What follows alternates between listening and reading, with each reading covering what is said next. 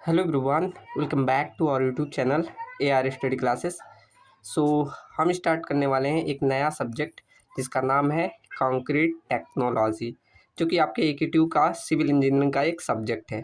और ये आपका मैक्सिमम जो आता है थ्योरी पार्ट आता है, इसलिए हम इसको वन शॉट में कवर कर देंगे। टोटल 5 लेक्चर में ये आपका कवर हो जाएगा और इतना डिटेल है कि आपको कोई भी एक एक पार्ट आपका कवर होगा। ठीक, आप बस नोट्स देखते जाइए, नोट्स एकदम फ्री है। आपको बस क्या करना है, टेलीग्राम ज्वाइन करना है, वहाँ से आपको डेली मिलता रहेगा। ठीक, मैंने व्हाट्सअप ग्रुप बनाया है, अब व्हाट्सअप ग्रुप में भी ज्वाइन हो सकते हैं। दोनों जगह मैं PDF भेज देता हूँ। ठीक, चलो तो स्टार्ट करते हैं अपनी यूनिट नंबर फर्स्ट को। उससे पहले मैं आप सभी को एक बार टेलीग्राम का लिंक दिखा दे रहा हूँ, वहीं से आप लोग ज्वाइन कर लीजिएगा। ठीक, तो ये रहा स्कैनर, यहाँ से आप स्कैन करके ज्वाइन कर सकते हैं। मैं यहाँ पर हमेशा जो भी नया आपका आता है मैं भेज देता हूँ। ठीक, तो ये आप स्कैन करेंगे, मेरा डायरेक्ट चैनल मिल जाएगा, वहाँ से ज्वाइन कर लेना। ठीक, चलो तो स्टार्ट करते हैं अपना पहली यूनिट। चलो एक बार देखते हैं सिलेबस क्या है। चलो तो ये आपका सिलेबस रहा, जो कि 2 पार्ट में है। पहले पार्ट में हमें सीमेंट के बारे में देखना है। सीमेंट में बेसिक सीमेंट क्या है, उसका कैसे प्रोडक्शन होता है, क्या कंपोजिशंस उसमें होते हैं, क्या प्रॉपर्टीज़ है, कितने प्रकार के हैं, तो ये सारा हमें देखना है किसमें, सीमेंट में। ठीक, तो पहला पार्ट हमारा ये रहेगा। सेकेंड पार्ट में हमें देखना है कि एग्रीगेट क्या होता है, एग्रीगेट के बारे में, उनकी मिनरलॉजी क्या है, प्रॉपर्टीज़ क्या है, टेस्ट देखना है। ठीक, तो ये सारा हमारा पहला इसमें हो गया। सेकेंड देखना है quality of water for use in concrete. Concrete क्या होता है, जैसे आपका water plus aggregate plus cement, इन सभी का मिक्सचर होता है आपका कंक्रीट। तो इस कंक्रीट में आपने एक टर्म सुना वाटर, तो वो वाटर की क्वालिटी कैसी होनी चाहिए वही हमें देखना है किसमें, इसमें। ठीक, ये सेकंड वाले पार्ट में क्या क्या क्वालिटीज़ होनी चाहिए, तभी अभी देखेंगे आगे। ठीक, चलो तो स्टार्ट करते हैं अपना पार्ट नंबर फर्स्ट, सीमेंट। पहले देखो सीमेंट क्या होता है ये सीख लो, और उसका कुछ बेसिक टर्म देखते हैं। ठीक, तो क्या लिखा है, a cement is a binder material, a cement is a binder substance use for construction that set harder and adhere to the material to bind them together. ठीक, तो सीमेंट के क्या बोला, एक बाइंडर मटेरियल है जो जब सेट होता है और हार्ड जब हो जाएगा तो वो अदर मटेरियल के साथ क्या करता है, एक बॉन्ड बनाता है, एक दूसरे में ऐसे बॉन्ड बनाता है, ऐसे ही होता है ना, तो वो दूसरे को एक दूसरे को बाइंड करता है। ये काम होता है किसका, सीमेंट का।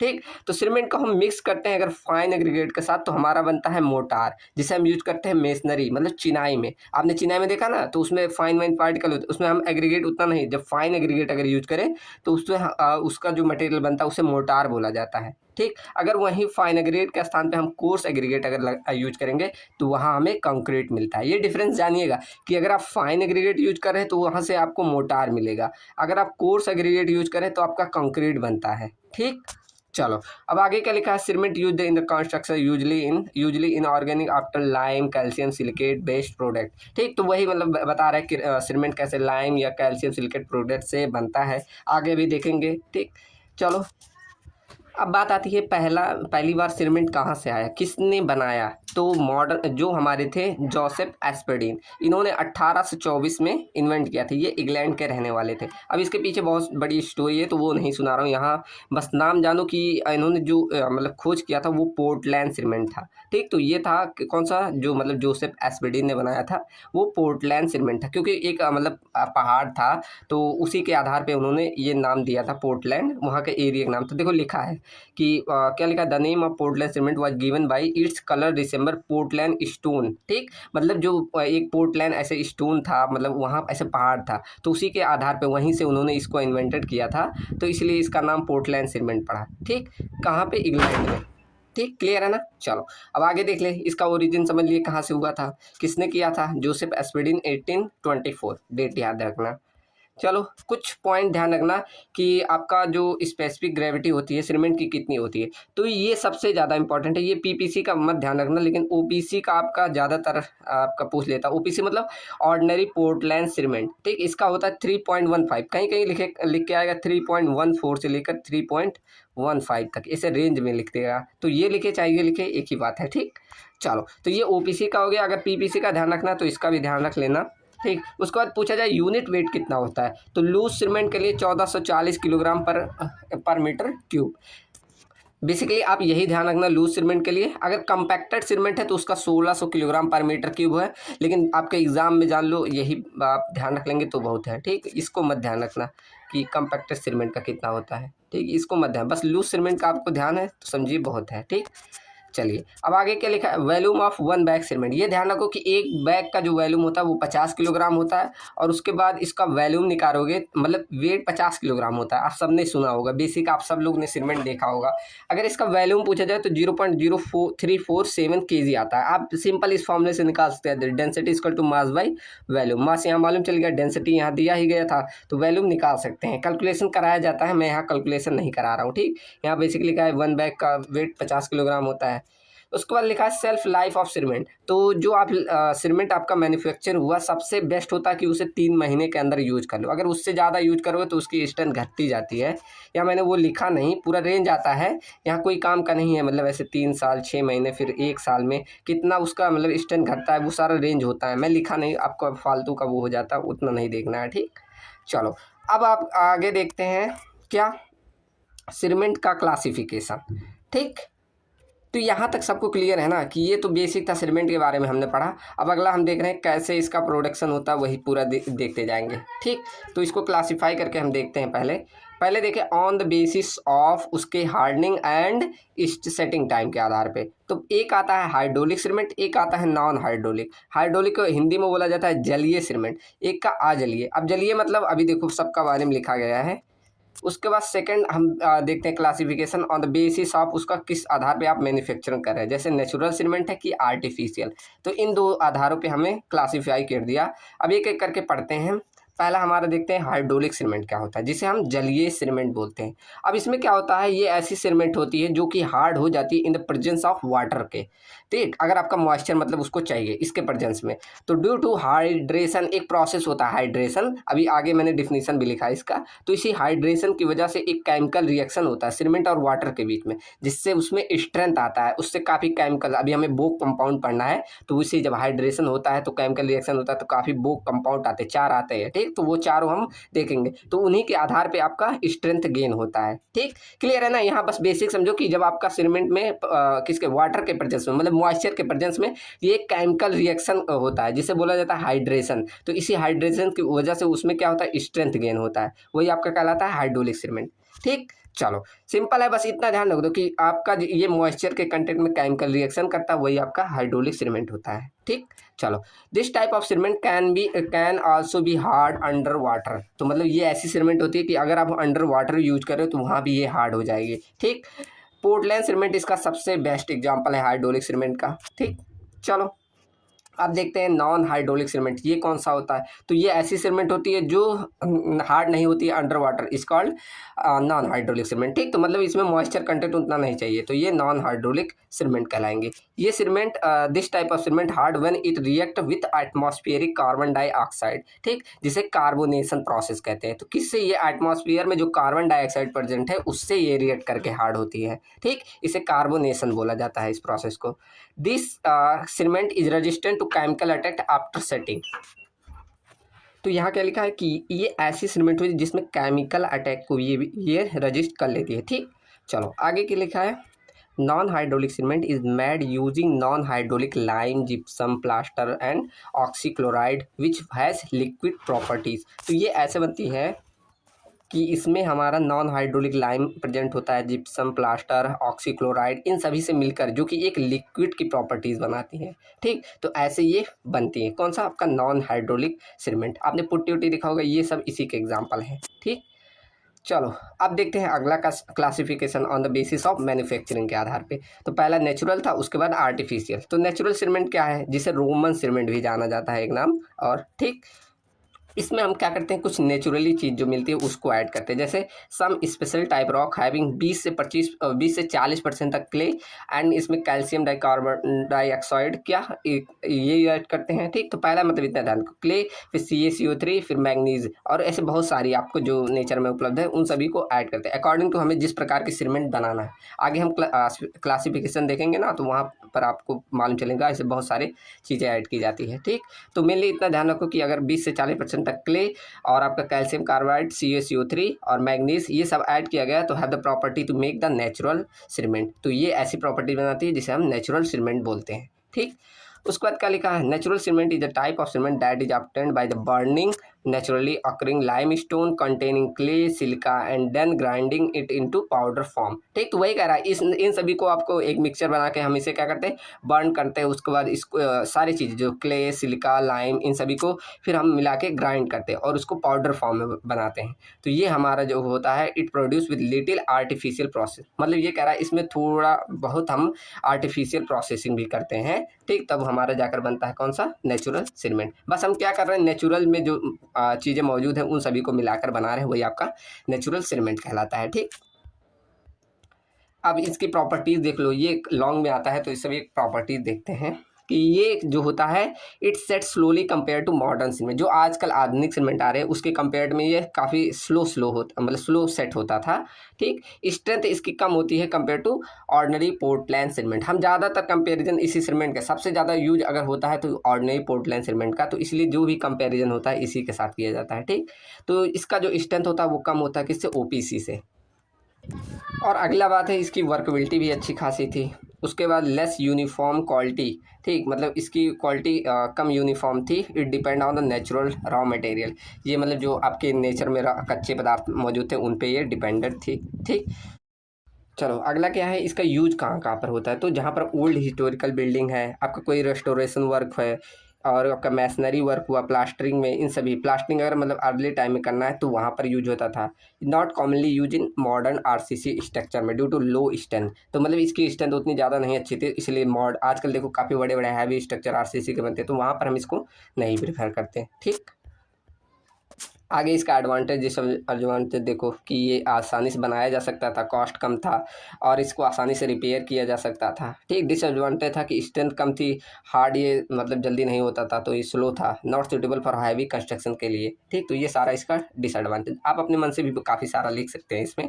ठीक, चलो उसके बाद देखते हैं आर्टिफिशियल सीमेंट। अब हमारा सेकंड लास्ट आर्टिफिशियल सीमेंट। तो पहले इसका डिफिनेशन देखो क्या लिखा, artificial cement is the cement manufactured by the mixing raw material like limestone and clay in proper proportional and burning them at a high temperature. ठीक, तो मतलब सब जो रॉ मटेरियल है इनको हम मिक्स करते हैं, जैसे लाइमस्टोन हो गया, क्ले हो गया, एक अच्छे अनुपात में, फिर इन सबको हम बर्न करते हैं किस पे, हाई टेम्परेचर पे।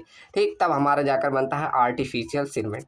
ठीक, इन सभी की प्रॉपर्टीज़ क्या होती है कि इसकी स्ट्रेंथ तो हाई थी कंपेयर टू नेचुरल सीमेंट के, और इसका यूनिफॉर्म क्वालिटी था, बिकॉज मैन्युफैक्चरिंग में हम जो करते तो काफ़ी कंट्रोल था, ऐसा नहीं कुछ भी मिला। अब नेचर में क्या, नेचुरली ऐसे कुछ भी मिला दे रहे थे, लेकिन इसमें एक अच्छे प्रपोर्शन में हम सब मिलाते हैं। ठीक, इसकी क्वालिटी बेटर ड्यूरेबिलिटी थी, फास्ट हार्डनिंग था, सूटेबल फॉर मॉडर्न कंस्ट्रक्शन के लिए काफ़ी सूटेबल है। ठीक, तो इसका यूजेस कहाँ पर, आजकल आरसीसी वर्क में, ब्रिजेज में, डैम्स में, रोड्स में, इन सभी में यूज किया जाता है। कॉमनली ऑलमोस्ट ऑल मॉडर्न सभी जो आजकल सभी जगह हमारा जो यूज होता है वो आर्टिफिशियल सीमेंट ही यूज हो रहा है। ठीक, उसके बाद use for structure and heavy load bearing work, वही सारा लिखा है। आप इसमें काफ़ी 3 पॉइंट में लिखा है, लेकिन इसमें आप चाहे तो कम से कम 20 पॉइंट लिख सकते हैं खुद से।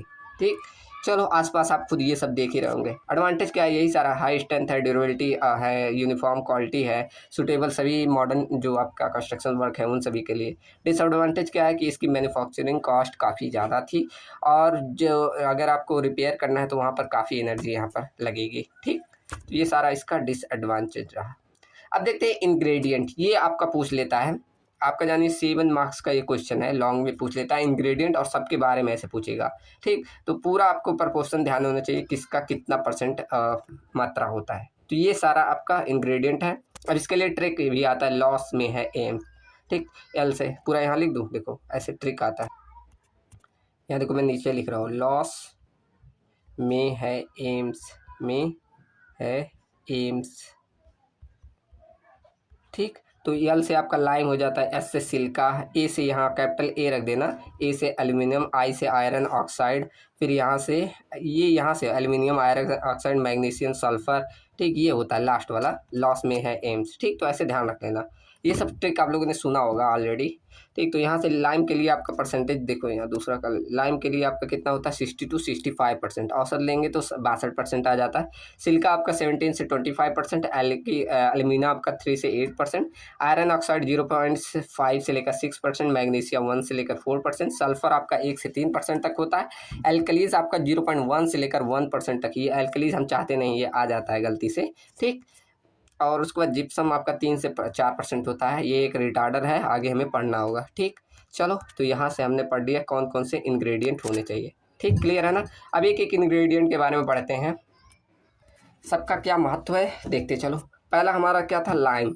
तो लाइम क्या प्रोवाइड करता है, सीमेंट को स्ट्रेंथ, और ये हेल्प करता है सेटिंग में और हार्डनिंग में। ठीक, excess lime cause unsoundness and expansion. तो ज़्यादा अगर आपका हो गया लाइम की मात्रा तो वहाँ आपको अनसाउंडनेस और एक्सपेंशन देखने को मिलेगा। ठीक, और डिफिशियंसी अगर कम हो गया तो वहाँ पर आपको सीमेंट का स्ट्रेंथ का आपको कम देखने को मिलेगा। तो ये भी ध्यान रखना, अगर आपका सीमेंट ज़्यादा हो गया तो क्या होगा, अगर कम हो गया तो क्या होगा। ठीक, तो ये दोनों पॉइंट ध्यान रखना। यहाँ सब मैं मेन पॉइंट लिख के लाया हूँ। ठीक, उसके बाद देखो सिलिका SiO2 इसका फॉर्मूला है। ठीक, तो ये प्रोवाइड करता है स्ट्रेंथ और ड्यूरेबिलिटी, हेल्प करता है हार्डनिंग में। अगर ज़्यादा सीमेंट की मात्रा हो गई तो वहाँ सेटिंग टाइम आपकी इंक्रीज हो जाएगी। ठीक, चलो आप लोग ये सेटिंग टाइम तो जानते हैं, आपने BMC पढ़ा होगा तो वहाँ जरूर ये सब चीज़ें देखी होंगी, टेस्ट किया जाता है सीमेंट का। ठीक, चलो अब अगला देखो एल्यूमिनियम।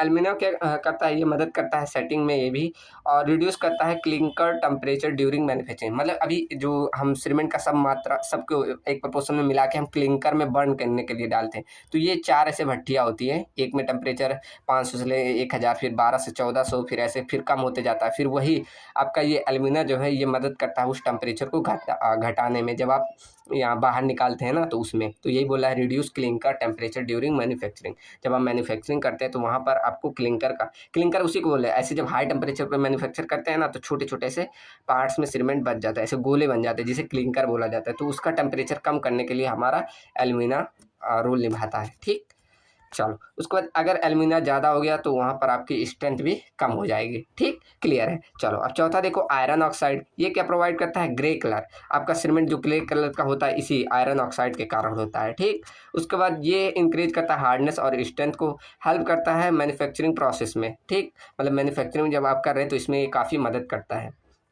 उसके बाद मैग्नीशिया देखो, ये भी हार्डनेस और कलर प्रोवाइड करता है। अगर स्मॉल अमाउंट है तो ये स्मॉल अमाउंट इम्प्रूव क्वालिटी। ये मतलब ज़्यादा मात्रा नहीं होनी चाहिए मैग्नीशिया का, हमने ऑलरेडी यहाँ देखा था कितना होता है मैग्नीशिया हमारा 1 से 4% होता है, तो इसलिए स्मॉल अमाउंट में हमारा ये क्वालिटी को इम्प्रूव करता है। ठीक, अगर ज़्यादा हो जाएगा तो उससे क्रैक्स और अनसाउंडनेस आपको देखने को मिलेगा। ठीक, चलो अब आगे देखते हैं सल्फर क्या है। सल्फर SO3 इसका फॉर्मूला है, ये हेल्प करता है साउंडनेस में ऑफ सीमेंट में। ठीक, अब यहाँ मैंने काफ़ी बार ये साउंडनेस टर्म बोला, मैं ये समझ के चल रहा था कि आप लोगों को मतलब BMC में पढ़े होंगे, नहीं पढ़े होंगे तो ये जान लो, जब आपका जैसे कोई भी स्ट्रक्चर बनाए तो वो क्या करता है, अगर टेम्परेचर आया या कोई भी इफेक्ट आता है तो ये अगर जैसे मान लो टेम्परेचर ज़्यादा हुआ तो कुछ फैलेगा ना, अगर टेम्परेचर कम हुआ तो ऐसे सिकुड़ेगा, होगा ना। तो अगर यही साउंडनेस का इफेक्ट मतलब कितना आपका ये फैल रहा है सिकुड़ रहा है, वही आपका कहलाता है साउंडनेस। ठीक, तो वही अगर ज़्यादा हो जाएगा मतलब ये सल्फर तो साउंडनेस का इफेक्ट ज़्यादा दिखने को मिले, मतलब हल्का सा टेम्परेचर हुआ तो देखने को मिला कि ऐसे ज़्यादा सीमेंट फैल रहा है, तो ये सब आपका साउंडनेस कहलाता है। हम टेस्ट भी करेंगे अभी आगे। ठीक, तो ये हो गया ना, साउंडनेस में हेल्प करता है। एक्सेस सल्फर में काजेज एक्सपेंशन एंड डिसइंटीग्रेशन। तो अगर ज़्यादा ये हो गया तो वहाँ आपको एक्सपेंशन देखने को मिलेगा, क्षरण देखने को मिलेगा। ठीक, चलो अगर एल्कलीस मतलब वही आपका जो जैसे घास फूस हो गए या कोई आपका पॉलीथीन हो गया, ये सब प्रेजेंट हो गए उसमें। पॉलीथीन तो नहीं आते, मतलब जो भी आपका जो आप नहीं अनवांटेड मटेरियल बोल लो वो सब स्मॉल क्वांटिटी में आ जाते हैं, गलती से कहीं से तो आ जाएंगे। ठीक, तो वही आपका एल्कलीस कहलाता है। तो ये काफ़ी स्मॉल क्वांटिटी में होते हैं। अगर ज़्यादा हो गए तो वहाँ आपको इफ्लोरेंस एंड क्रैकिंग देखने मिलेगी। इफ्लोरेंस मतलब वहाँ आपको इफ्लोरेंस आपने ब्रिक में देखा होगा ना, ऐसे कैसा इफ्लोरेंस होता है, ऐसे व्हाइट कलर के पैचेज आते हैं ना, तो ऐसे इसमें भी आप जो भी स्ट्रक्चर बनाएंगे तो वहाँ आपको इफ्लोरेंस देखने मिलेगा, और जब बना देंगे तो वहाँ क्रैकिंग भी देखने को मिलेगी। ठीक, किसी के कारण इसी एल्कलीस अगर ज़्यादा हो गया एल्कली तब। ठीक, क्लियर ना।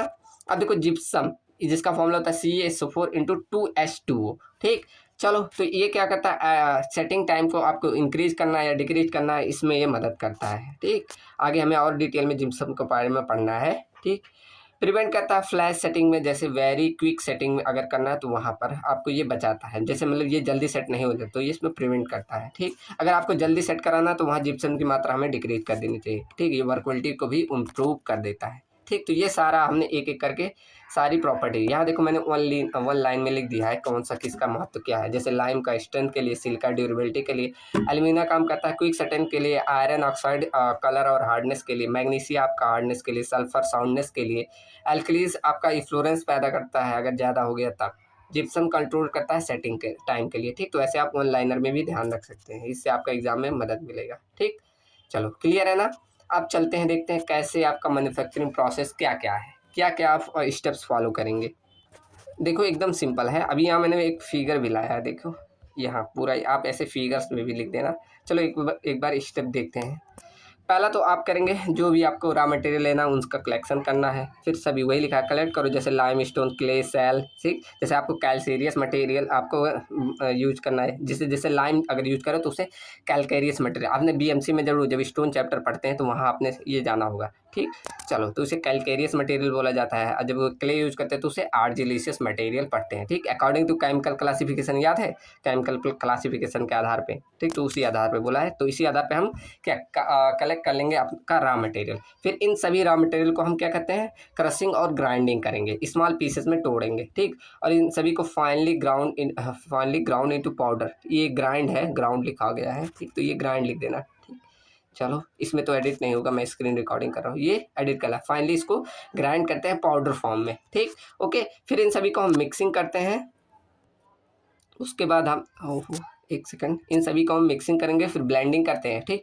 तो क्या करेंगे, प्रॉपर प्रोपोर्शन में मिक्सिंग करेंगे। अब दो प्रोसेस होता है, या तो ड्राई अगर करते हैं, एक प्रोसेस होता है वेट प्रोसेस, ठीक। वेट प्रोसेस में क्या हम पानी को ऐड करके तब इन सभी की मिक्सिंग करते हैं, ठीक। आगे लिखा हुआ है और अच्छे से, ठीक। उसके बाद इन सभी को हम रोटरी किल में भेजते हैं। रोटरी किल का टेम्परेचर 1400 से लेकर 1500 डिग्री टेम्परेचर होता है।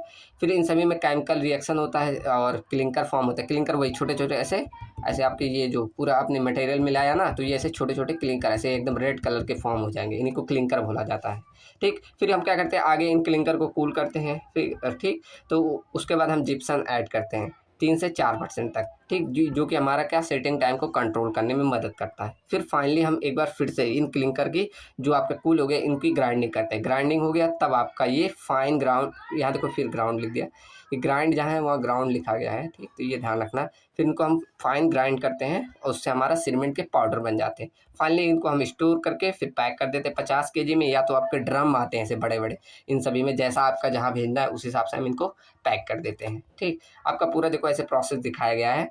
जैसे पहले आपका ड्राई प्रोसेस, यहाँ वेट प्रोसेस, ठीक। तो ड्राई प्रोसेस में क्या, रॉ मटेरियल को लिए, इनको ग्राइंडिंग कर दिए, मिक्सिंग कर दिए, हीट कर रहे हैं, आपका रोटरी कुछ ऐसे होता है। फिर इनको क्लिंकर कूलिंग में भेजते हैं, फिर यहाँ पर जिप्सम ऐड कर दी, फिर फाइन ग्राइंडिंग करते हैं, फिर स्टोर करके ऐसे भेज देते हैं। देखो एकदम अच्छे से फिगर बना हुआ है।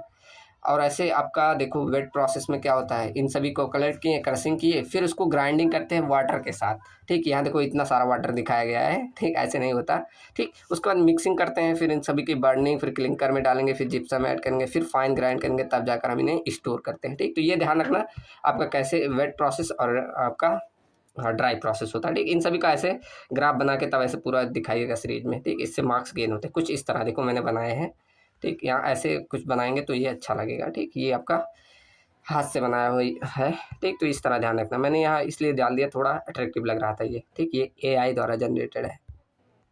चलो ये ऐसे बनाना, एग्जाम में आप लोग ऐसे कुछ करके आइएगा, अच्छा लगेगा, ठीक। चलो तो यहाँ हमने सीख लिया क्या क्या प्रोसेस फॉलो होते हैं जब आप सीमेंट बनाते हो, ठीक। चलिए अब आगे बढ़ते हैं, बोक कंपाउंड्स ये क्या होते हैं। तो इसका बात मैंने पहले भी कर लिया था बोक कंपाउंड का, कि जब हम क्या करते हैं, बोक कंपाउंड कब बनते हैं, व्हेन वाटर इज मिक्स। ये देखो व्हेन में से गैप डाल देना, कहीं कहीं टाइपिंग में थोड़ा एरर हो जाता है, ठीक।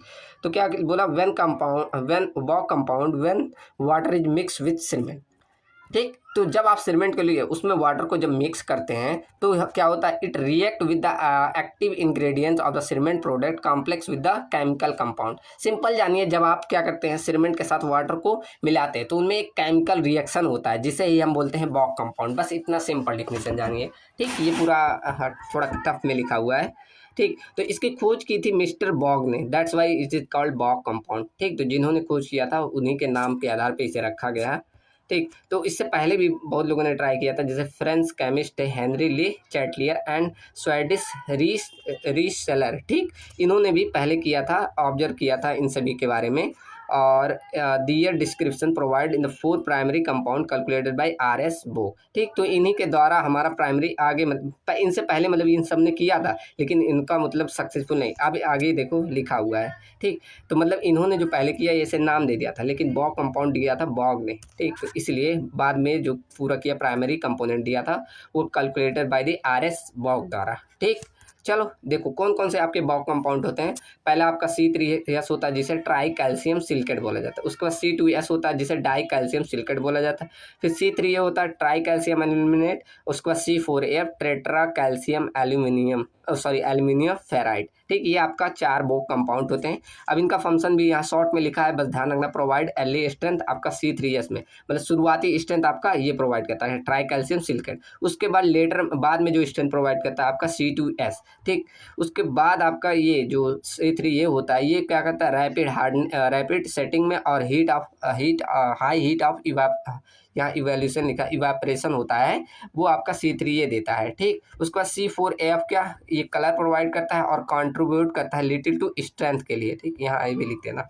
ठीक, तो इसके लिए ये प्रोवाइड करता है आपको कौन सा, C4F। इन सभी का केमिकल फार्मूला भी ध्यान रखना है। इन सभी को ऐसे पूरे चार्ट बना के आओगे, ये आपका जान लो 7 नंबर का पूरा आता है, अगर आएगा तो 7 नंबर का आता है। ठीक, तो इस तरह ये चारों बॉक कंपाउंड है, एक एक करके सबका पढ़ते हैं बॉक कंपाउंड। ठीक, चलो देखो पहला हम देखते हैं ट्राई कैल्शियम सिलिकेट C3A। इसका पूरा केमिकल फार्मूला है 3CaSiO2। 3, इसे ऐसे ध्यान रखना, 3CaCaOSiO2। इसकी जो मात्रा होती है परसेंटेज सीमेंट में 45 से लेकर 60% तक होती है। ठीक, अब इसका कैरेक्टर क्या क्या है, गुड क्या क्या होना चाहिए। ये रिएक्ट करता है पानी के साथ, सबसे पहले यही रिएक्ट करता है। ठीक, और लार्ज अमाउंट ऑफ हीट ये प्रोड्यूस करता है। ठीक, और हार्ड होता है, ये जल्दी रैपिडली ये हार्ड होता है। ठीक, तो ये इसकी कैरेक्टरिस्टिक्स है। अब इसका इंपॉर्टेंस क्या होता है कि ये रिस्पॉन्सिबल होता है अर्ली स्ट्रेंथ के लिए। ये जब आप मिला दिए तो 7 दिन के अंदर ही आपका स्ट्रेंथ प्रोवाइड करता है, कौन, C3S। ठीक, तो ये सारा इसका इंपॉर्टेंस है। अब इसका एडवांटेज देखो, ये क्या, हाई अर्ली स्ट्रेंथ प्रोवाइड करता है। यूजली वर्क इन क्विक, अगर कंस्ट्रक्शन करना है तो वहाँ पर इसे की ज़्यादा रिक्वायर्ड होती है। डिसएडवांटेज क्या है कि इसमें हाई हीट ऑफ हाइड्रेशन होता है। ठीक, वहाँ दूसरा कुछ लिखा था यही, ये ध्यान रखना। ये इवाल्यूशन लिखा है, इसे हाइड्रेशन लिख देना, हाई हीट ऑफ इवापरेशन लिख दिया। ठीक, वही टर्म होता है मेरे ख्याल से। ठीक, चलो कहाँ पहुँचे थे, ये भी सेकंड चल रहा था। हाँ, ये यहाँ पहुँचे थे। ठीक, तो इसमें हम जल्दी, और इसमें हीट ऑफ हाइड्रेशन ज़्यादा होता है। Can causes thermal crack in large construction है। ठीक, तो मतलब अगर ज़्यादा बड़े कंस्ट्रक्शन कर रहे हो तो वहाँ पर हमें थर्मल क्रैक्स देखने, इसी हीट ऑफ हाइड्रेशन की वजह से। ठीक, तो ये सारा इसका डिसएडवांटेज है। ठीक, तो इसलिए इतना सारा लिखा है, 7 नंबर में पूछा जाता है तो 2-3 पेज तो आपको लिखना ही है। ठीक, इसलिए चलो अब इसका देखते हैं सेकंड डाई कैल्शियम सिलिकेट, जिसका C2S फार्मूला है। ठीक, पूरा फार्मूला 2CaSiO2 ये फार्मूला है। इसकी मात्रा 15 से 30% तक होती है। ये क्या, ये स्लो सेट करते हैं, वाटर के साथ स्लो रिएक्ट करते हैं, और ये कम हीट प्रोड्यूस करते हैं, और ये धीरे धीरे आपका सेट होते हैं। ठीक, तो ये इसकी कैरेक्टरिस्टिक है। अब इसके इंपॉर्टेंस क्या है, ये रिस्पॉन्सिबल होता है लॉन्ग टर्म स्ट्रेंथ के लिए। ये रिस्पॉन्सिबल होता है, जो आपका सुने होंगे कि ऐसे 6 महीने के बाद स्ट्रेंथ आता है। आपने सबने BMC में पढ़ा है ना, तो वहाँ 6 महीने के बाद, 12 महीने के बाद, धीरे धीरे ऐसे बोला जाता है, साल भर तक स्ट्रेंथ गेन करता है। तो लॉन्ग टर्म स्ट्रेंथ के लिए यही आपका केमिकल रिस्पॉन्सिबल होता है। ठीक, अब देखो क्या लिखा है, continue to increase the concrete strength for month and year. देखो वही लिखा है, 1 साल, मंथ, ये सभी 1 महीने के बाद आपका यही आपका रिस्पॉन्सिबल होता है जो स्ट्रेंथ गेन होता है। ठीक, चलो एडवांटेज क्या है कि ये कम हीट जनरेट करता है, ड्यूरेबिलिटी इंप्रूव करता है, सूटेबल होता है डैम और मैश स्ट्रक्चर जहाँ बनाने हैं वहाँ पर ये काफ़ी सूटेबल होता है। इसका डिसएडवांटेज ये है कि ये जल्दी स्ट्रेंथ नहीं प्रोवाइड करता। ठीक, तो ये इतने ही लिखे हैं। अब बाकी चलो अगला देखते हैं। Third try calcium aluminate C3A। इसका केमिकल फार्मूला क्या है, 3CaL2O3। ठीक, ये इसका केमिकल फार्मूला है। अब इसका परसेंटेज जो होता है 5 से लेकर 12% तक इसकी परसेंटेज होता है। इसके कैरेक्टरिस्टिक क्या होता है, ये बहुत जल्दी वेरी रैपिडली रिएक्ट करता है वाटर के साथ, और प्रोड्यूस करता है high heat of hydration produce करता है। ठीक, और काजेस क्विक सेटिंग के लिए ये रिस्पॉन्सिबल होता है, कौन, ट्राई कैल्शियम एल्यूमिनेट। ठीक, इसका इंपॉर्टेंट क्या है, कंट्रोल रहता है, इनिशियल सेटिंग टाइम में आप इसे कंट्रोल कर सकते हैं। एडवांटेज क्या करता है कि हेल्प करता है सीमेंट को जल्दी सेट करना, जैसे जहाँ रोड बनाना होता है वहाँ इसे ही ज़्यादा यूज किया जाता है। ठीक, अब इसके डिसएडवांटेज क्या है कि ये वीक होता है अगेंस्ट सल्फर अटैक, जहाँ सल्फेट अटैक आता है वहाँ पर ये काफ़ी वीक माने जाते हैं। अगर ज़्यादा ये हो गए C3A तो वहाँ ड्यूरेबिलिटी आपकी कम हो जाएगी। ठीक, यहाँ से इससे आपको हीट भी ज़्यादा देखने को मिलेगा। ठीक, तो ये आपके डिसएडवांटेज हो गए। ठीक, चलो यहाँ थर्ड हमने देख लिया, अब चौथा देखते हैं। चौथा क्या है, tetra calcium alumino ferrite. Short में इसका फॉर्मूला C4AF, पूरा इसका फॉर्मूला 4Ca Al2O3 ठीक। ये इसका कैल्शियम फॉर्मूला, इसका परसेंटेज जो होता है आपका सीमेंट में 6 से लेकर 10%। ये स्लोली रिएक्ट करता है वाटर के साथ, प्रोड्यूस करता है लो हीट, और ये कंटेंस आयरन कंटेंट इसमें होता है ठीक। तो ये क्या होता है, इंपॉर्टेंस क्या है कि give cement it's grey colour. तो ग्रे कलर किसके कारण, इसी के कारण आता है। Manufacturing, help in manufacturing of clinker, तो क्लिंकर बनने में ये आपका मदद, क्लिंकर समझ रहे हैं ना, वही छोटे छोटे ऐसे जो सीमेंट के गोले जब काफ़ी हीट हो जाता है तो ऐसे छोटे छोटे टुकड़े इसी के कारण बनते हैं ठीक। इसका एडवांटेज क्या है, act as a flux and reduce clean temperature ठीक। तो मतलब ये क्या करता है, आपका जो क्लीन का टेम्परेचर 1400 डिग्री सेल्सियस से 1600 डिग्री सेल्सियस में पहुंचा था ना, तो उसको रिड्यूस करने में ये मदद करता है ठीक। मेक सीमेंट प्रोड्यूस ईजियर, तो मतलब ये बनाता है आसानी से, आपका सीमेंट बनने में यही मदद करता है ठीक। डिसएडवांटेज क्या है कि ये स्ट्रेंथ में बहुत कम रोल निभाता है ठीक, इसका डिसएडवांटेज है। लेकिन ये मतलब लॉन्ग टर्म स्ट्रेंथ के लिए यही रिस्पॉन्सिबल होता है ये भी ठीक, ये भी ध्यान रखना। चलो यहाँ देखो शॉर्ट में लिखा गया है कि C3 आपका स्टार्टिंग स्ट्रेंथ के लिए, और C3 कॉन्टिन्यूस स्ट्रेंथ के लिए, और C3 ये क्या एक्सेलरेटिंग स्ट्रेंथ मतलब क्विक सेटिंग के लिए इंपॉर्टेंट होता है। C4 जो अफेक्ट करता है कलर के लिए, यहाँ आप मतलब एक शॉर्ट में ध्यान रख सकते हैं ठीक।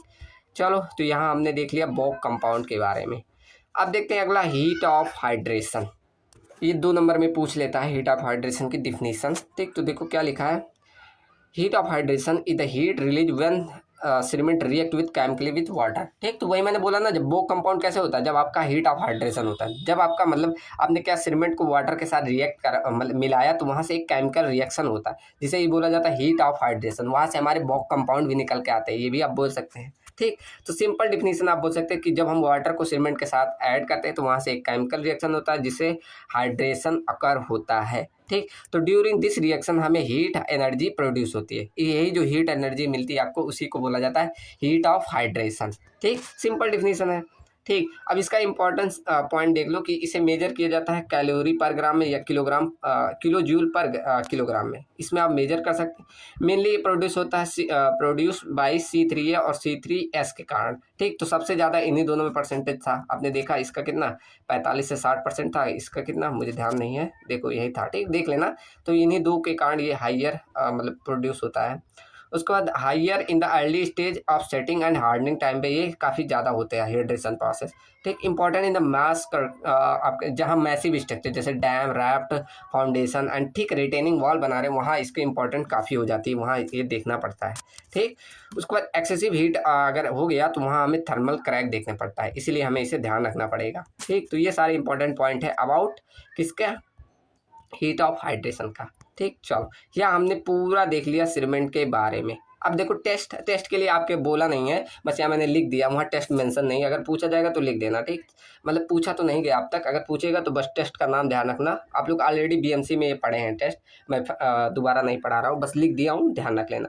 जैसे फाइनेंस टेस्ट करते हैं, स्टैंडर्ड कंसिस्टेंसी टेस्ट करते हैं जिसमें इनिशियल टेस्ट फाइनल कंसिस्टेंसी करते हैं, फिर उसको साउंडनेस टेस्ट वही आ गया ना। देखो क्या करते हैं, उसकी एक्सपेंशन एंड सेटिंग को देखते हैं, वही आपका साउंडनेस कहलाता है। ऑपरेटर्स इसमें लीच एटियर बहुत शॉर्ट में लिखा है, ये अगर आप पढ़ेंगे तो आपको याद हो जाएगा, अगर BMC में पढ़ा होगा तो पूरा ध्यान आ जाएगा।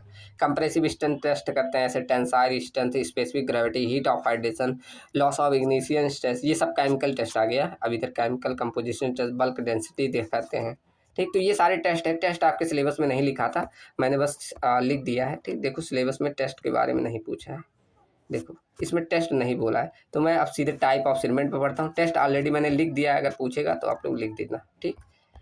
चलो ऑलरेडी आप लोगों ने BMC में पढ़ा है टेस्ट, इसलिए मैं इसको स्किप कर दिया हूँ, बस शॉर्ट में लिखा हूँ, आप लोग दोबारा एक बार ध्यान हो जाएगा ठीक। चलो अब देखते हैं अगला टाइप ऑफ सीमेंट को।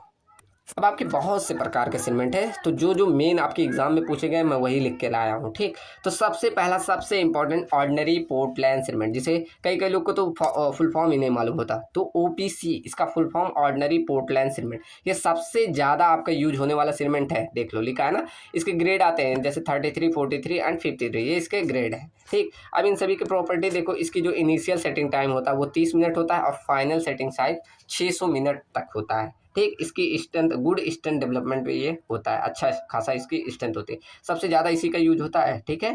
चलो, इसके यूजेज कहाँ, जैसे ब्रिज हो गए, डैम्स हो गए, पेमेंट हो गए, आरसीसी वर्क, मेसनरी वर्क, इन सभी में इसका यूज होता है। एडवांटेज, आप काफ़ी सारे एडवांटेज लिख सकते हैं, मैं 2 ही 3 लिखा हूँ, जैसे इजीली अवेलेबल हो जाता है, हाई स्ट्रेंथ होता है, इकोनॉमिकल होता है, ठीक। तो ये सारे इसके एडवांटेजेस हैं, ठीक। और डिसएडवांटेज भी लिख सकते हैं कुछ ऐसे ध्यान से कि इन सभी का उतना मतलब अगर आपको जल्दी सेटिंग करवाना है तो उसमें आपका नहीं रोल निभाएगा, ठीक। तो ये सारे आप ऐसे पॉइंट लिख सकते हैं, uses, advantage, disadvantage, importance, properties, character, आप खुद से कई पॉइंट ऐड कर सकते हैं, ठीक। ऑलरेडी आप लोग ने बीएमसी में पढ़ा होगा ये सब।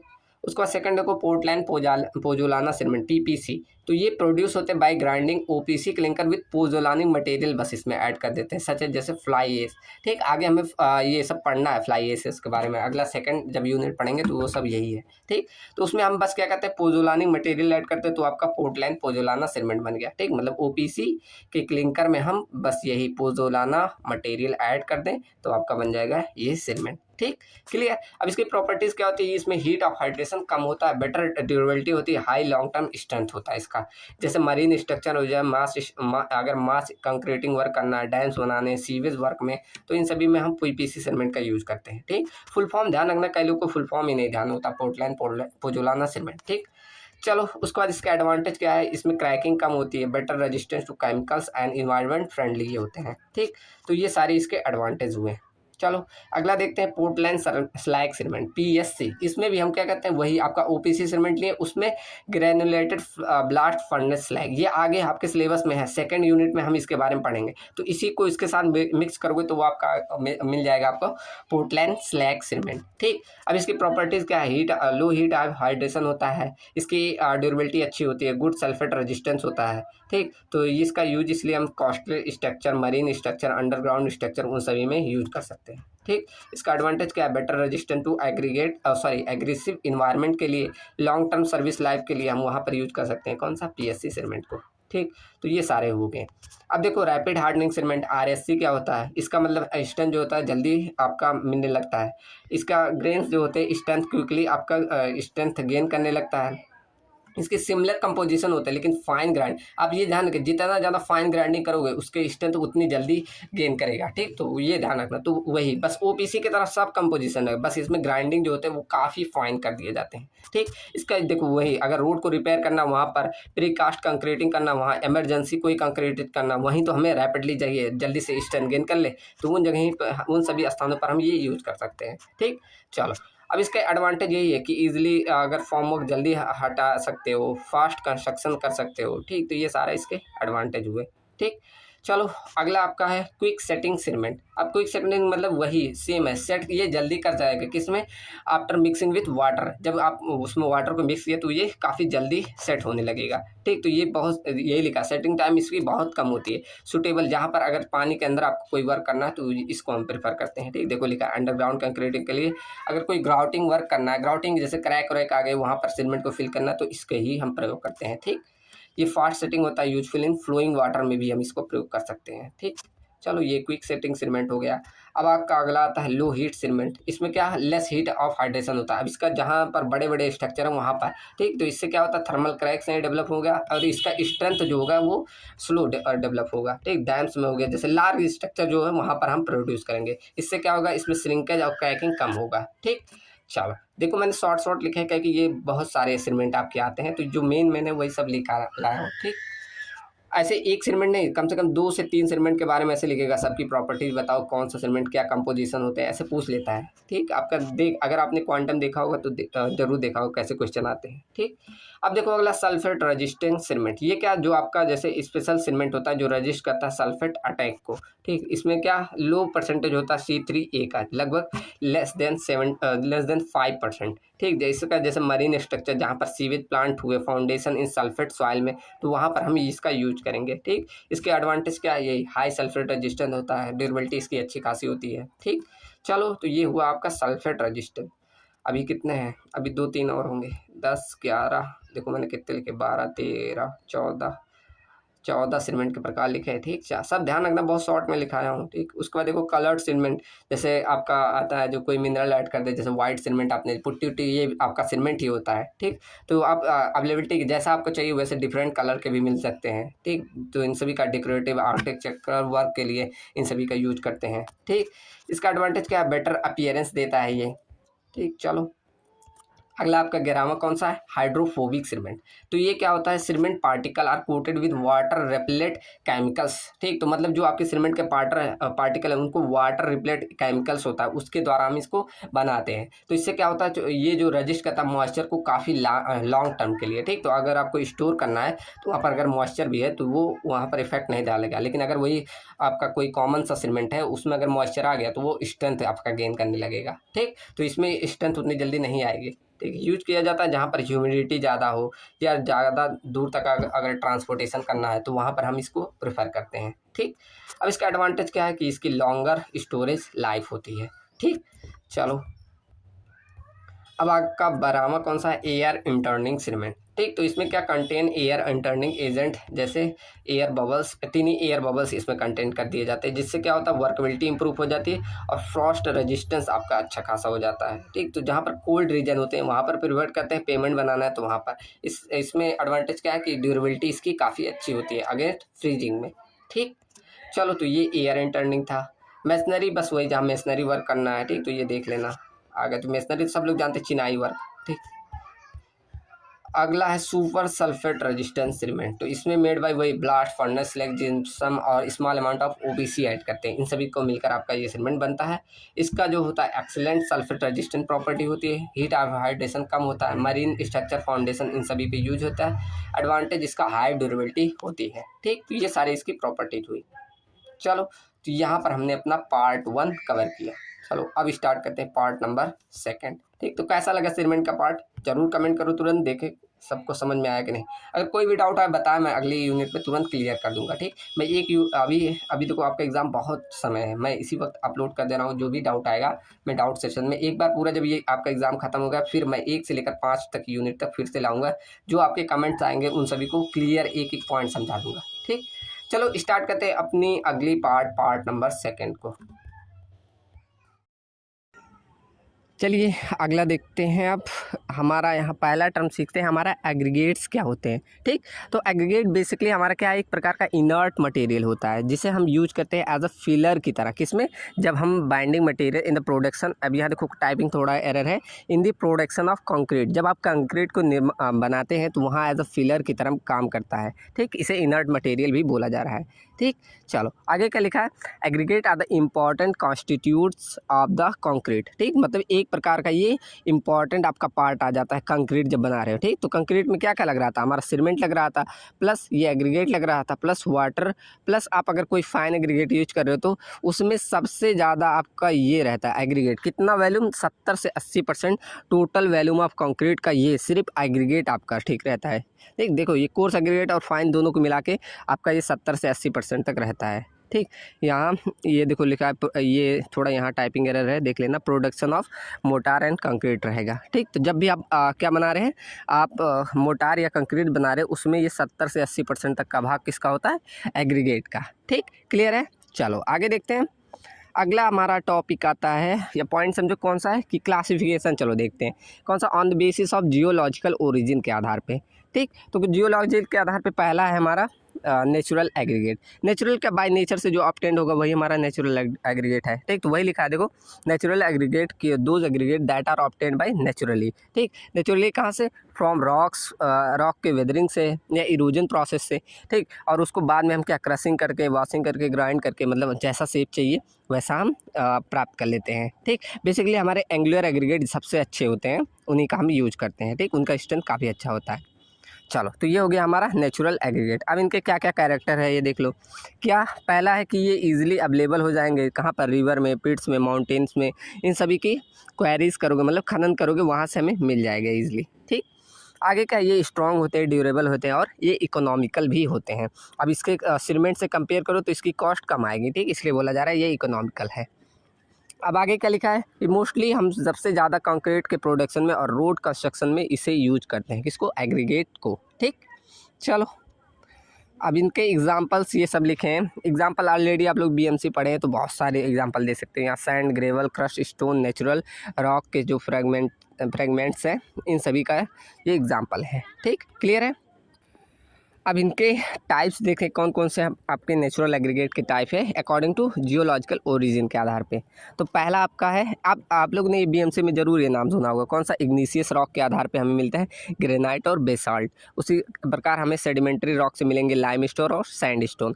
आपके मेटामॉर्फिक रॉक से मार्बल और क्वार्टाइज मिलते हैं। ठीक, ये सब आप लोगों ने बीएमसी में नाम पढ़ा होगा जब रॉक चैप्टर पढ़े होंगे।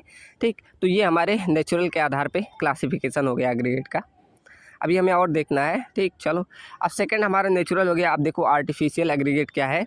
ये ऐसे एग्रीगेट होता है जिनका मैन्युफैक्चर हम कैसे करते हैं, बाय मैकेनिकल और थर्मल प्रोसेस से। ठीक, फ्रॉम नेचुरल मटेरियल और इंडस्ट्रियल बाई प्रोडक्ट से। ठीक, तो मतलब जो आपके नेचुरल मटेरियल्स मिले हैं उनको हम इंडस्ट्री ये मतलब इंडस्ट्रियल बाई प्रोडक्ट से इन मतलब बनाया जाता है एग्रीगेट को। तो ये छोड़ो, अभी इतना जानो कि जो नेचर में मौजूद है उनको हम मैकेनिकल या थर्मल प्रोसेस से जो मतलब एक शेप दे रहे हैं या बना रहे हैं एग्रीगेट को, वो आपका कहलाता है आर्टिफिशियल एग्रीगेट। ठीक, इसका मतलब क्या क्या गुण है इसके, देखो ये मैन्युफैक्चर होते हैं फैक्ट्रीज़ में या इंडस्ट्रीज़ में बनाए जाते हैं, और ये में भी लाइट वेट हो सकते हैं और स्पेशल पर्पज़ के लिए हम बना सकते हैं। जैसे अगर आपको जैसा आपकी आवश्यकता है उस आधार पे आप इसको चेंज भी कर सकते हो। ठीक, और आगे क्या लिखा है, use where special properties are required. ठीक, तो जहाँ पर आपको अलग प्रॉपर्टीज़ चाहिए उस अकॉर्डिंग आप चेंज कर सकते हैं। क्यों, इसको आप अपने अनुसार बना रहे हैं इंडस्ट्री में। ठीक, तो क्लियर है ना आर्टिफिशियल एग्रीगेट। चलो अब इसके टाइप्स देखते हैं। तो इसके एग्जांपल ये सारे हैं, जैसे ब्रोकन ब्रिक्स हो गए। तो ब्रोकन ब्रिक्स, पहले आप ब्रिक बना लिए। अब ब्रिक का आपने देखा होगा ब्रोकन ब्रिक्स का यूजली कहीं कहीं पर इस्तेमाल हो जाता है जहाँ पर ज़्यादा आपको स्ट्रेंथ नहीं चाहिए होगा। ऐसे ब्लास्ट फर्नेस स्लैग हो गया, एक्सपेंडेड क्ले हो गया, सिंडर हो गए, फ्लाई एश एग्रीगेट हो गए। ये सारे आपके आर्टिफिशियल एग्रीगेट के एग्जांपल हैं। इनका यूजेस कहाँ, अब इसके यूजेस देख लो। जैसे आप अगर लाइट वेट कंक्रीट बनाना है, इंसुलेटिंग कंक्रीटिंग करना है, स्पेशल कंस्ट्रक्शन वर्क में, प्री कास्ट प्रोडक्ट में, तो उन सभी जगहों पे हम इसका यूज कर सकते हैं। ठीक, चलो अब देखते हैं classification of aggregate according to the size के आधार पे। अब तक हमने जो देखा था classification according to the geological origin के आधार पे, अब हम देख रहे हैं अकॉर्डिंग टू दी साइज़ के आधार पे। ठीक, तो पहला क्या है आपका फाइन एग्रीगेट। तो फाइन एग्रीगेट किससे बोलोगे, इसमें दो सीव लिया जाता है। एक सीव लेंगे 4.75 mm की, एक 75 माइक्रॉन की सीव। ठीक, तो इसमें क्या करते हैं, जब सीव करते हैं अगर 75% से ज़्यादा इस पर अगर सीव हो जाता है, मतलब रिटेन ऐसे, मतलब ये आपकी एक सीव है जिसकी साइज़ 4.75 mm की है, और एक आप नीचे लगाएंगे, ऐसे मैं बड़ा दिखा दे रहा हूँ बस समझने के लिए। तो उसमें अगर इसमें आप सीव कर रहे हैं ऐसे, मतलब आपने जो भी एग्रीगेट डाला इसमें आकर 75 बोल रहा हूँ, 50% तक आकर नीचे चला गया, तो उसे हम बोलते हैं फाइन एग्रीगेट। ठीक, तो यहाँ क्या लिखा है कि अगर आपके एग्रीगेट का साइज लेस देन 4.75 mm है तो वो आपका फाइन एग्रीगेट कहलाता है। ठीक, देखो यही लिखा है, it passes through 4.7 mm sieve and retain on 75 mm micron की सीव पे, तो वही आपका फाइन एग्रीगेट कहलाता है। यहाँ वो नहीं लिखा 50%, ये सब आप प्रैक्टिकल करते हैं तो वहाँ बोला जाता है 50% रिटेन करना चाहिए, 50% से ज़्यादा तब आपका फाइन एग्रीगेट हो जाता है। ठीक, ये क्या, use to fill void between the coarse aggregate and improve the workability of concrete. अब यहाँ बताया जा रहा है कि फाइन एग्रीगेट का हम यूज करते हैं जो वाइड्स रहता है कंक्रीट, जब आप कंक्रीटिंग वर्क कर रहे हैं तो वहाँ पर जो वाइड्स है उनको फिल करने के लिए हम फाइन एग्रीगेट का यूज करते हैं। ठीक, अब इसके एग्जांपल है मतलब फाइन एग्रीगेट के, जैसे नेचुरल सैंड हो गए, क्रश्ड स्टोन सैंड हो गए, फाइन ग्रेवल है, ये सारे एग्जांपल हैं हमारे फाइन एग्रीगेट के। ठीक, ये ध्यान रखो हमारे मतलब जब भी एग्ज़ाम में लिखो तो एग्जांपल ज़रूर दे के आना, उस पर आपका मार्क्स बहुत गेन होता है। ठीक, बहुत लोग ये नहीं करते हैं, लेकिन आप एग्जांपल दे रहे हैं तो समझिए आपका मार्क्स, ये एकदम फोकस वाला पॉइंट ये सब रहता है। ठीक, चलो सेकंड आप देख रहे हैं हमारा कोर्स एग्रीगेट। अब कोर्स एग्रीगेट में क्या है, वही अब जब हमारा लेस देन ना होकर ग्रेटर देन 4.75 mm सीप पे हो जाए तो वही हमारा कोर्स एग्रीगेट करता है। मतलब अब की बार 50% से ज़्यादा आपका इस पे रिटेन कर जाए 4.75 mm सीप पे, तो वो आपका कहलाता है कोर्स एग्रीगेट। ठीक, कोर्स एग्रीगेट क्या काम करता है, ये स्ट्रेंथ और बल्क प्रोवाइड, बल्क मतलब एक अच्छा खासा स्पेस आपका, बल्क मतलब बल्क बोला क्या जाता है कि अच्छा खासा जगह आपका बल्क में प्रोडक्ट हो गया, बल्क में कंक्रीट, तो वही एक बल्क प्रोवाइड कराता है। ठीक, चलो इसके एग्जांपल जैसे ग्रेवल हो गए, क्रश स्टोन, क्रश ग्रेनाइट, ये सारे एग्जांपल हैं हमारे कोर्स एग्रीगेट के। ठीक, क्लियर है।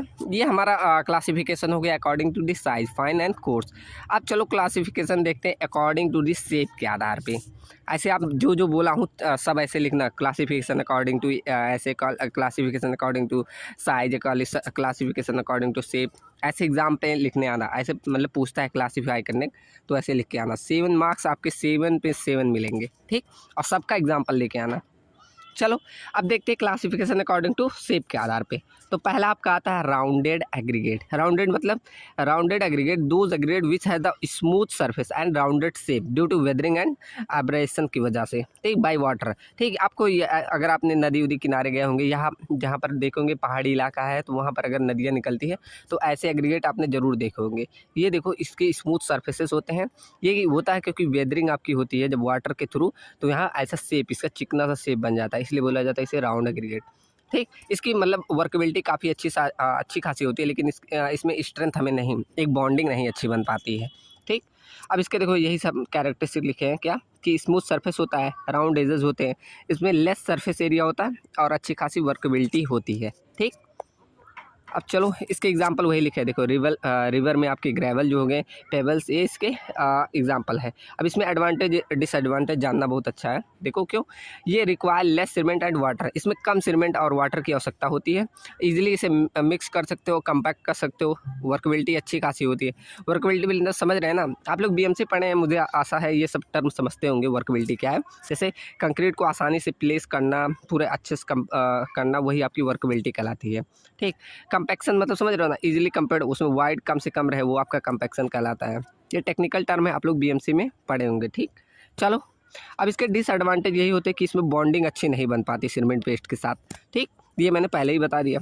इसकी स्ट्रेंथ कम होती है compare to the angular aggregate. मैंने शुरू में ही बताया एंगुलर एग्रीगेट की स्ट्रेंथ काफ़ी अच्छी होती है, तो इसकी स्ट्रेंथ आपका कम होता है, किसका, राउंडेड एग्रीगेट का। ठीक, चलो ये अगर शेप में आए तो ऐसे लिख देना। अब चलो सेकंड देखो, इर्रेगुलर एग्रीगेट। इर्रेगुलर एग्रीगेट मतलब इसका शेप जो होता है इर्रेगुलर, कुछ ऐसा, मतलब कोई शेप नहीं रहता, इर्रेगुलर शेप का रहता है, तो वही आपका इर्रेगुलर एग्रीगेट कहलाता है। अब इसके कैरेक्टर क्या है, ये स्लाइडली रफ सरफेस होते हैं, इसकी इंटरलॉकिंग अच्छी होती है compare to the round aggregate के। ठीक, इसमें मतलब स्ट्रेंथ जो होता है मॉडरेट होता है और वर्कबिलिटी भी हमारी मॉडरेट होती है। ठीक, चलिए अब इसके एग्जांपल क्या है, जैसे पिट में आपके ग्रेवल जो मिले, क्रश्ड ग्रेवल, ये सारे इसके एग्जांपल हैं। अब इसके एडवांटेज यही है कि बॉन्ड अच्छा बनाता है compare to the round aggregate से, और इसका वर्कबिलिटी मॉडरेट होता है। डिसएडवांटेज यही है कि इसमें सीमेंट पेस्ट की ज़्यादा रिक्वायरमेंट पड़ती है। ठीक, चलो ये आपने देखा होगा ज़रूर। अब सेकंड देखो एंगुलर एग्रीगेट, ये सबसे अच्छा आपका एग्रीगेट होता है। इसका शेप में एजेस होते हैं, कॉर्नर्स होते हैं, रफ टेक्सचर होता है। ठीक, तो इसके यही सारे कैरेक्टर भी है कि आपका रफ सरफेस होता है, शार्प एजेस, कॉर्नर होते हैं, और इसका इंटरलॉकिंग प्रॉपर्टी बहुत ज़्यादा होती है। क्यों, देखो ऐसे ऐसे ऐसे ऐसे देख लो, एंगुलर काफ़ी रहे, तो इनमें जब बॉन्ड आप सीमेंट पेस्ट डालोगे तो इसमें बॉन्डिंग इंटरलॉकिंग काफ़ी अच्छी बनती है। ठीक, जिससे आपका स्ट्रेंथ काफ़ी ज़्यादा मिलता है। अब इसके एग्जांपल यही सारे हैं, जैसे ग्रेनाइट हो गया, बेसाल्ट हो गया, ये सारे इसके एग्जांपल हैं। ठीक, एडवांटेज क्या हुआ कि इसकी बॉन्ड स्ट्रॉन्ग बॉन्ड स्ट्रेंथ बनती है किसके, सीमेंट पेस्ट के साथ। कंप्रेसिव स्ट्रेंथ इसकी हाई होती है, और ये सबसे अच्छा आरसीसी वर्क में सबसे बेस्ट होता है। ठीक, इसके डिसएडवांटेज ये है कि इसकी वर्कबिलिटी कम होती है, और इसमें ज़्यादा सीमेंट पेस्ट की आवश्यकता, sorry need more water and cement की। ठीक, तो वाटर और सीमेंट इसमें दोनों ज़्यादा आवश्यकता पड़ती है। ठीक, ये इसके डिसएडवांटेज आ जाते हैं। चलो क्लियर है ना थर्ड।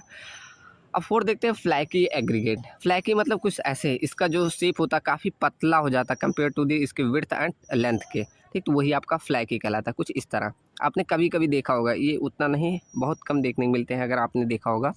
ठीक, तो ये आपका फ्लैकी एग्रीगेट हो गया। अब देखो यही डिफिनीशन में लिखा है कि फ्लैकी एग्रीगेट वो एग्रीगेट है जिसकी थिकनेस बहुत स्मॉल होती है कंपेयर टू दी किसके, लेंथ और विड्थ के। ठीक, चलो अब डिफिनीशन में वही सारा लिखा है, तो ये अब कैलकुलेट किया जाता है जब आप लोग प्रैक्टिकल किए होंगे बीएमसी में, तो वही लिखा है कि फ्लैकी एग्रीगेट उसे कहेंगे जिसका least dimension thickness is less than 0.6 time out all the mean dimension के। ठीक, तो ये एक क्राइटेरिया दी जाती है, आप लोग टेस्ट किए होंगे तो वहाँ देखे होंगे, हम यही रेंज लेके चलते हैं टेस्ट जब करते हैं। तो आप लोगों ने एक ऐसे इंस्ट्रूमेंट देखा होगा, ऐसे ऐसे कुछ रहता है, ऐसे ऐसे ऐसे बना रहता है, फिर यहाँ ऐसे लगा होता है, फिर यहाँ साइज दी होती है, ऐसे पास कराते हो, उससे हम फ्लैकी और इलांगेटेड दोनों टेस्ट करते हैं। ठीक, आप लोगों ने किया होगा ज़रूर बीएमसी के टेस्ट में, नहीं किए होंगे तो सीमेंट इसमें कंक्रीट में भी होता है। चलो अब कैरेक्टर देखो, इसमें थिन एंड फ्लैट सरफेस होते हैं, वीक पार्टिकल इसके वीक पार्टिकल्स होते हैं, पुअर इंटरलॉकिंग, ईजिली ये ब्रोकन हो जाते हैं। ठीक, इसके एग्जांपल यही है, क्या है ये flat stone pieces, thin rock के फिगमेंट्स, ये सारे इससे एग्जांपल हैं। ठीक, चलो अब देखते हैं इलांगेटेड। इलांगेटेड मतलब इसका लेंथ जो रहेगा वो ज़्यादा रहेगा compare to the other dimension के, जैसे विड्थ और थिकनेस के। ठीक, तो वो आपका इलांगेटेड कहलाएगा। कुछ इस तरह देखो, आपका लेंथ कितना ज़्यादा है विड्थ और थिकनेस के कंपेयर में, तो वो आपका इलांगेटेड कहलाता है। डिफिनीशन में आप दे सकते हैं कि इसका an aggregate is the elongated when is length is more than 1.8 times of इसकी मीन साइज़ के। ठीक, तो वही हमारा क्या कहलाता है, इलांगेटेड एग्रीगेट के। अब इसके कैरेक्टरिस्टिक क्या देख सकते हैं कि लॉन्ग होता है, पुअर कंपैक्शन होता है, वीक अरेंजमेंट होता है, इसमें इंटरलॉकिंग उतनी अच्छी नहीं बन पाती है, इसलिए इसका वीक अरेंजमेंट होता है। एग्जांपल में वही सर लिखा है, लॉन्ग स्ट्रॉन्ग के फ्रेगमेंट्स नीडल शेप के हुए ये होते हैं। इसका डिसएडवांटेज है यही है कि इसका स्ट्रेंथ उतना नहीं होता, वर्कबिलिटी कम होती है और डिफ़िकल्ट होता है हैंडलिंग एंड मिक्सिंग टाइम में, ये आपका काफ़ी डिफ़िकल्ट होता है। ठीक, तो ये सारे एग्जाम्पल हुए किसके, इलांगेटेड एग्रीगेट के पूरी प्रॉपर्टीज़ हुई। ठीक, चलो अब देखते हैं, यहाँ से क्लियर है ना हमारा टाइप्स, अब आपका ख़त्म होता है। अब यहाँ एक आता है टॉपिक ग्रेडिंग ऑफ एग्रीगेट। अब ग्रेडिंग मतलब यहाँ आपने सब चीज़ें पढ़ ली ना, तो आप अगर कोई टेस्ट कर रहे हैं तो वहाँ पर सब जो जो आपका एग्रीगेट मिला सबको एक अरेंजमेंट हम करके दिखाते हैं एक कर्व पे, जिसे ग्रेडिंग के थ्रू दिखा रहे हैं। यहाँ देखो कर्व बनाया है मैंने नीचे। ठीक, बस यही है कर्व। अब इसे एक साथ भी बनाया जाता है, मैंने अलग अलग कर्व में दिखा दिया है। पहले समझ लो कि क्या क्या है ग्रेडिंग। ठीक, अब देखो क्या लिखा है, एक सेकेंड देखो क्या लिखा है कि grading of aggregate are the distribution of different particles in an aggregate, मतलब फाइन और कोर्स। ठीक, it show the proportion of the particle very size present in the material. ठीक, वही बोल रहा है, जब आप कोई मटेरियल में टेस्टिंग किया वहाँ डिफरेंट डिफरेंट साइज के आपको एग्रीगेट मिले, तो उन सबको एक कर्व पे रिप्रेजेंट किया जाता है, वही आपका कहलाता है ग्रेडिंग ऑफ एग्रीगेट। अब कौन कौन से होते हैं, पहला आपका well graded aggregate, second poorly graded aggregate, third आपका uniformly graded aggregate and fourth आपका गैप ग्रेडेड एग्रीगेट। अब ये सारे क्या है, देखो वेल ग्रेडेड एग्रीगेट में मतलब आप जब टेस्ट किए तो उसमें सभी contains particles of all size suitable proportion, मतलब एक अच्छे अनुपात में सारे प्रकार के आपके साइज के एग्रीगेट हैं। ठीक, जैसे डेंस, ये हमें क्या डेंस और स्ट्रॉन्ग कंक्रीट बनाते हैं। ठीक, तो ये मतलब बस वेल ग्रेडेड मतलब इतना समझो कि सभी जितने साइज के थे सब के सब है प्रेजेंट, तो आपका वेल ग्रेडेड एग्रीगेट कहलाता है। और पुअरली में कुछ पार्टिकल साइज से मिस है, मतलब वहाँ है नहीं, तब वो आपका पुअरली ग्रेडेड कहलाता है। और यूनिफॉर्मली ग्रेडेड मतलब कि एक ही पार्टिकल, मतलब क्या लिखा, particle are most of the same size के, मतलब एक पार्टिकल के काफ़ी ज़्यादा है तो वो बोला जाता है यूनिफॉर्मली। गैप ग्रेडेड मतलब आपका certain intermediate size are absent, मतलब कुछ पार्टिकल्स के साइज आपके एब्सेंट है तो उसे बोला जाता है गैप ग्रेडेड। तो इस 4 प्रकार से हम क्लासीफाई करते हैं। ठीक, तो यहाँ देखो आप इस फिगर से आप अच्छे समझ लेते हैं, ये आप AI जनरेटेड है, इसमें काफ़ी अच्छे समझाया इसलिए मैंने ये यूज किया। जैसे आपका वेल ग्रेडेड, चलो सॉरी कैमरा ओपन हो गया था पता नहीं कैसे। अब देखो मैंने पहला क्या बताया, वेल ग्रेडेड। वेल ग्रेडेड में क्या दिखा, देखो कर्व क्या दिखा रहा है कि सीप साइज मतलब 0 पॉइंट इतना साइज, इतना, ये साइज सारे दिखाए गए हैं।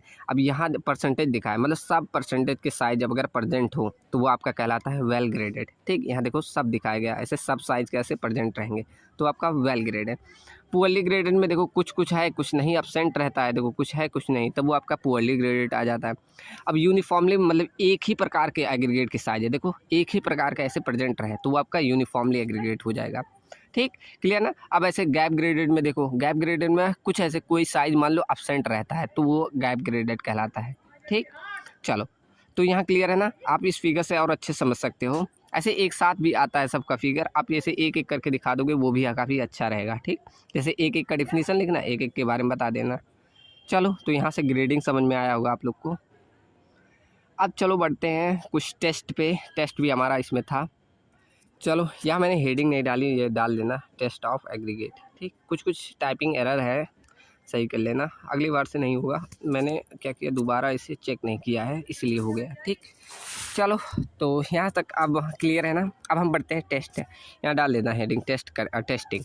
पहले टेस्टिंग हम देखते हैं सीव एनालिसिस, जिसे ग्रेडिंग टेस्ट कहते हो। अब यहाँ ग्रेडिंग पहले मुझे सीव एनालिसिस टेस्ट पढ़ाना था, तब ग्रेडिंग पढ़ाना था। ठीक, चलो तो यहाँ सीव एनालिसिस टेस्ट में आपको जब करते हो तो डिफरेंट साइज़ के मिलेंगे, उन्हीं के आधार पे हम ग्रेडिंग कर देंगे। ठीक, तो इसका पर्पस क्या होता है, यही साइज डिस्ट्रीब्यूशन को बताना। ठीक, कि किस प्रकार की साइज़ आपके हैं, मतलब किस इस प्रकार की साइज़ है, इसीलिए हम सीव एनालिसिस करते हैं।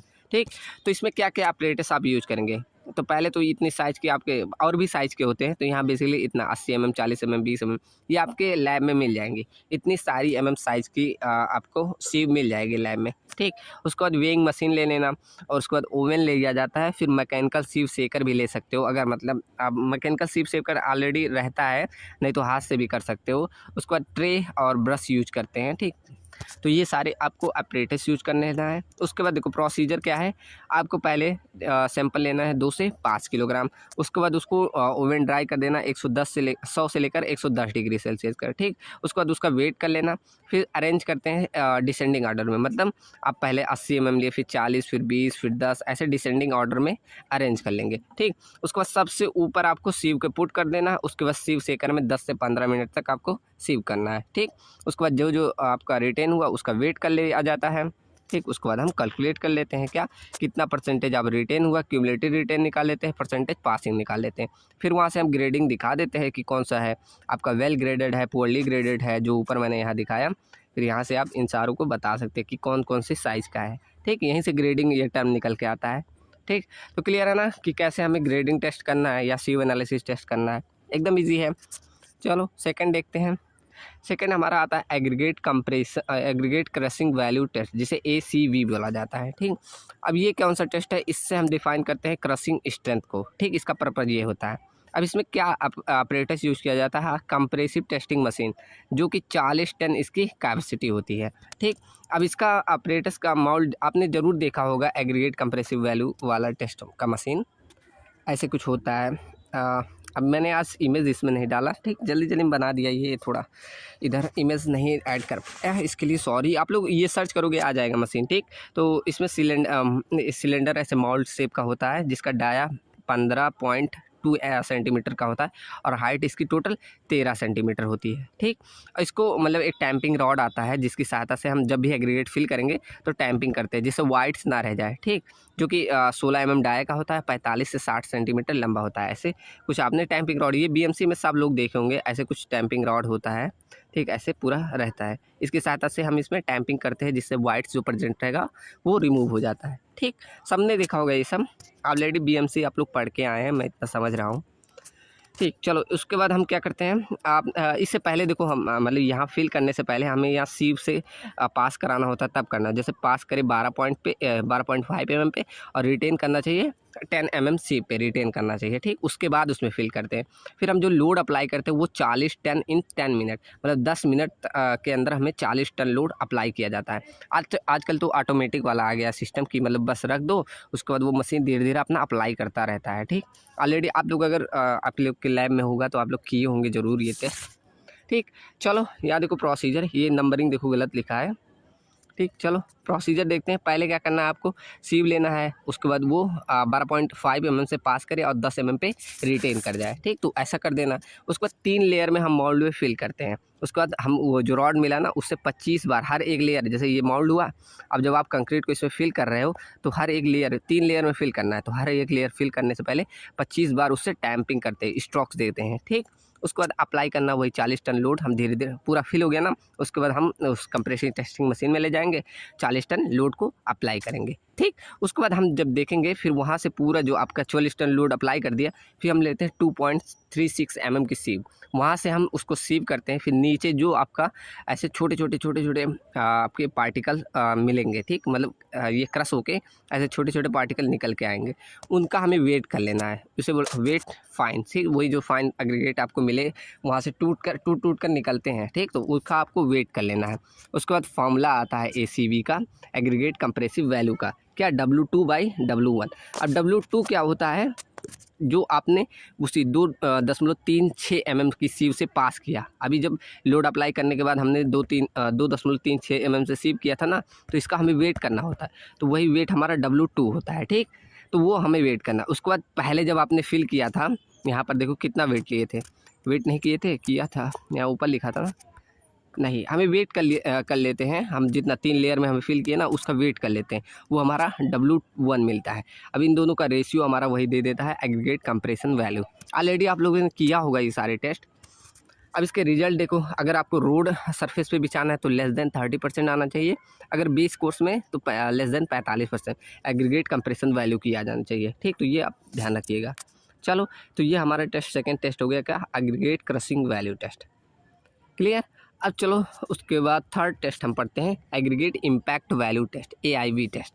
ये आपका ऐसे कुछ मशीन होता है, मैं बना नहीं पा रहा हूँ, ऐसे कुछ लगा होता है, फिर यहाँ ऊपर ऐसे रहता है, फिर इसे क्या करते हैं, ऐसे एक हैंडल रहता है, फिर हैंडल को ऊपर उठाते फिर छोड़ोगे, यहाँ एक हैमर लगा होता है, वो नीचे आता है।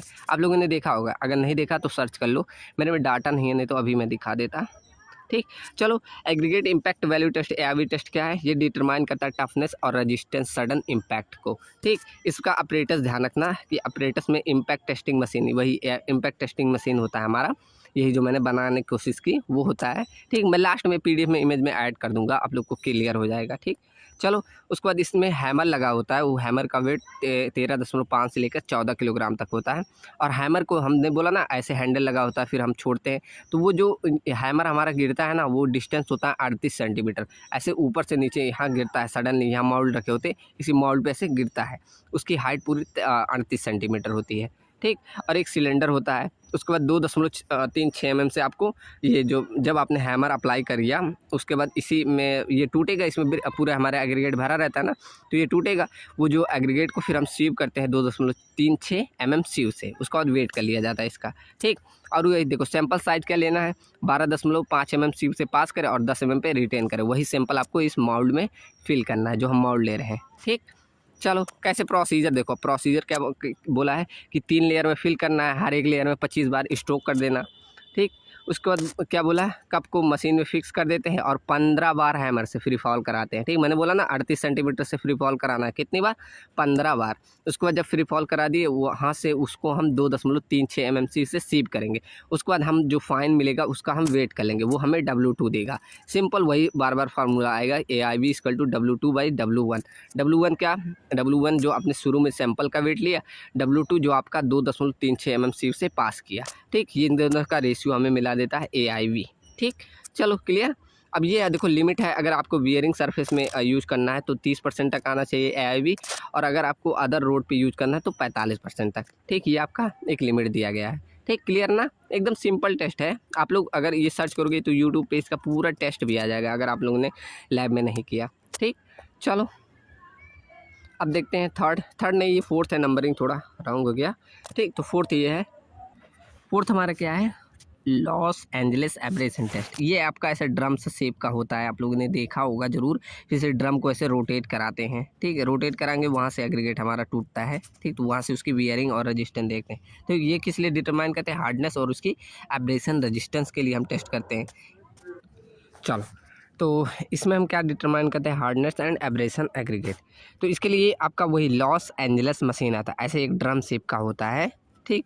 तो वही हम यूज़ करते हैं, इसमें उसके अंदर क्या स्टील के बॉल्स डालते हैं, उसके बाद IS की सीव इसमें 1.7 mm यूज करते हैं, और एक वेट बैलेंस मशीन दिया जाता है, ठीक। तो वही वेइंग करते हैं, मतलब शुरू में कितना एग्रीगेट डाला, उसके बाद उसका जो छरड़ हुआ, मतलब इसमें ड्रम में डालने के बाद इसे रोटेट किया जाता है, कितना RPM से, अभी देखो इसमें लिखा होगा, देखो कितना किया जाता है। पहले तो एग्रीगेट का सैंपल ले लिया, उसको हम उसमें क्या एग्रीगेट और वही स्टील के बॉल दोनों एक साथ प्लेस कर देते हैं, ठीक। स्टील का बॉल का जो वेट होता है वो 450 ग्राम से लेकर 500 ग्राम तक होता है, ठीक। ये वेरी करता रहता है, कहीं कहीं डाटा अलग भी हो सकता है, इसलिए मैंने लिखा नहीं, ठीक। और मशीन को हम 500 बार ऐसे घुमाते हैं, 500 टाइम्स रिवॉल्व करते हैं, ठीक। उसके बाद रिवॉल्व करने के बाद उसको हम 1.7 mm सीप से रिटेन करता है, कहीं कहीं ये डाटा 2.3 mm दिया है, तो वो भी सही है, ठीक। तो यही लिख देना, इसको हटा देना, 2.3 mm सिर्फ से ही रिटेन कराते हैं, ठीक। फिर हम वही फाइंड करते हैं वेट लॉस, ठीक। कैसे, जो हमारा लॉस हुआ वेट, वही मतलब वेदरिंग हुआ, छरड़ हुआ, वही देखते हैं, ठीक।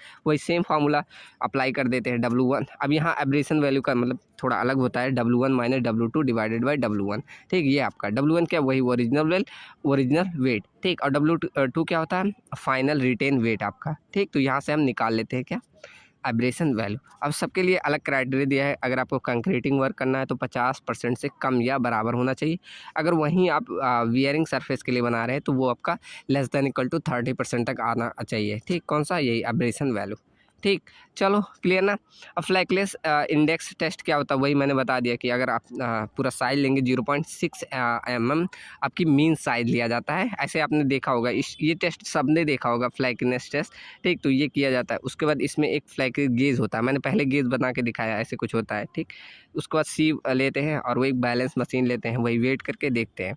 सेम वही फॉर्मूला है, W1/W2 मतलब टोटल सैंपल लोगे और वहाँ से जो फ्लैकलेस पार्टिकल पास होगा वो हम देख लेते हैं, ठीक। इसका लिमिट क्या, 25 से 30% से कम आनी चाहिए, ठीक। ऐसे इलांगेटेड का सेम वही 1.8 mm मीन साइज लेना है और वही फॉर्मूला रख देना है इस पर, ठीक। वही सारा प्रोसीजर वही है, W2/W1, ठीक। ये सिंपल है, ये सब देख लेना। चलो अब देखते हैं specific gravity and water absorption test, ठीक। अब इसका पर्पस क्या होता है, इससे हम डिटरमाइन करते हैं स्ट्रेंथ, पोरोसिटी और इसका वाटर एब्जॉर्प्शन कितना है, ये सब हम डिटरमाइन करते हैं, ठीक। इसमें क्या, एक अपरेटस लेते हैं, क्या, एक तो वायर बास्केट लेंगे, फिर आपका वाटर टैंक, फिर ओवन और एक बैलेंस मशीन, ये 4 चीज़ें इसमें ली जाती है, ठीक। इसमें हमें डाटा क्या, आपका पहला तो ओवन ड्राई करेंगे, फिर उसके बाद सैचुरेट कर देंगे, फिर सबमर्ज यूनिट वेट, ये सारा चीज़ आप इसमें करेंगे, ठीक। उसके बाद पूरा मैंने प्रोसीजर नहीं लिखा है इसमें, इतना ये टेस्ट मतलब स्पेसिफिक ग्रेविटी वाला उतना पूछा नहीं गया, इसलिए इसे बहुत शॉर्ट में लिखा हूँ, ठीक। डायरेक्ट आप फॉर्मूला ध्यान रखना, इसी के आधार पे आपको ओवन ड्राई मिल गया, आपको सैचुरेटेड मिल गया, आपको सबमर्ज वेट मिल गया, डायरेक्ट इस पर रख देना, आपको मिल जाएगा। वाटर एब्जॉर्प्शन के लिए आपका ये फॉर्मूला है कि मतलब पहले कितना था, फिर देखो ये क्या है, शुरू में जो वेट किया मतलब पानी में डालने के बाद ये वेट होता है B, ठीक। वही देखो लिखा है सैचुरेटेड सरफेस ड्राई, मतलब वो वाला वेट। उसके बाद A क्या होता है, आपने शुरू में जब ओवन ड्राई कर दिया तब, ठीक। इन दोनों को माइनस करोगे और डिवाइड कर दोगे तो ये आपका परसेंटेज में वैल्यू दे देता है, ठीक। वहाँ से हम वाटर एब्जॉर्प्शन निकाल लेंगे, ठीक। यहाँ देखो लिखा है कि वाटर एब्जॉर्प्शन की वैल्यू 2% से कम होनी चाहिए, ठीक। एक सेकेंड, चलो अब देखते हैं साउंडनेस टेस्ट। साउंडनेस टेस्ट मैंने ऑलरेडी बताया था एक बार यहाँ, और वही लो कि हम वेदरिंग के अगेंस्ट वही रजिस्टेंस मेजर करना हमारा साउंडनेस कहलाता है, ठीक। तो इसमें हमें केमिकल की आवश्यकता होती है। अब ये पूरा टेस्ट होता है, मैंने टेस्ट पूरा नहीं लिखा है, शॉर्ट में लिख दिया कि सोडियम सल्फेट और मैग्नीशियम सल्फेट लेते हैं, ये 2 केमिकल। अब इसका देखो प्रोसीजर क्या है, आप ये केमिकल को लेंगे, इसमें हम एग्रीगेट को डालते हैं, उसके बाद यहाँ से क्या होता है, ये कुछ एब्जॉर्ब करता है केमिकल, ठीक। अभी यही प्रोसीजर हम 2 से 3 बार करेंगे।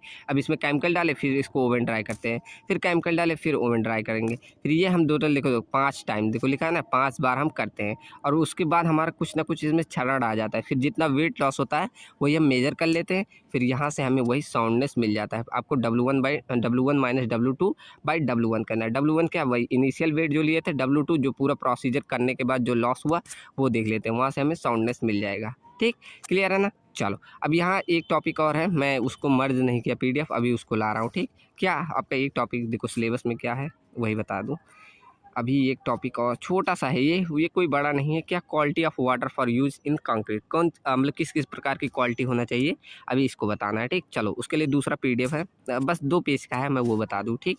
चलिए ठीक, चलो ये रहा, इसको मैं बाद में ऐड कर दूंगा जब भेजूंगा, और इमेजेस भी मैं डाल दूंगा, ठीक। चलो क्या है, quality of water use in concrete and उसके इफेक्ट क्या आएंगे अगर आप कोई इम्प्योरिटीज़ है आपके वाटर में तब, ठीक। देखो क्या लिखा है, पहला हेडिंग कि quality of water use in concrete, कौन सा, वाटर यूज्ड जो आप कर रहे हैं कंक्रीट में वो क्लीन होना चाहिए और फ्री होना चाहिए फ्रॉम हार्मफुल सब्सटेंस, जैसे इम्प्योरिटीज़ कैन बी, अब क्या बोला, इम्प्योरिटीज़ अगर कोई है तो ये अफेक्ट कर देगी उसकी स्ट्रेंथ को, सेटिंग टाइम को, ड्यूरेबिलिटी को, अपीयरेंस ऑफ कंक्रीट को, तो इन सभी का प्रभाव डालती है अगर कोई भी इम्प्योरिटीज़ मौजूद है आपके वाटर में, ठीक। तो ये ध्यान रखिए। अब कौन से क्या क्या रिक्वायरमेंट होती है एक अच्छे वाटर के लिए, तो वाटर हमारा क्लीन होना चाहिए, पोर्टेबल होना चाहिए, मतलब पोर्टेबल मतलब ड्रिंकेबल, आप पीने लायक होना चाहिए, इतना अच्छा आपको यूज करना है, ठीक। pH का इसका रेंज भी होता है। देखो पीएच कितना, कम से कम 6 कितना लिखा है, ग्रेटर देन 6 इतना होना चाहिए उसका पीएच की वैल्यू, ठीक। और ये फ्री होना चाहिए, जैसे oil, grease, acid, alkali, salt, sugar, organic silt, इन सभी ये सब चीज़ें उसमें ना हो। अगर रहेंगे तो वो भी स्ट्रेंथ को प्रभाव डालेगा, ठीक। क्लियर है। तो यह पीएच बता दिया। फोर्थ पॉइंट क्या लिखा है, वाटर शुड बी ड्रिंक, वही लिखा है कि पानी पीने लायक हो, ऐसा पानी आपको यूज करना चाहिए, ठीक।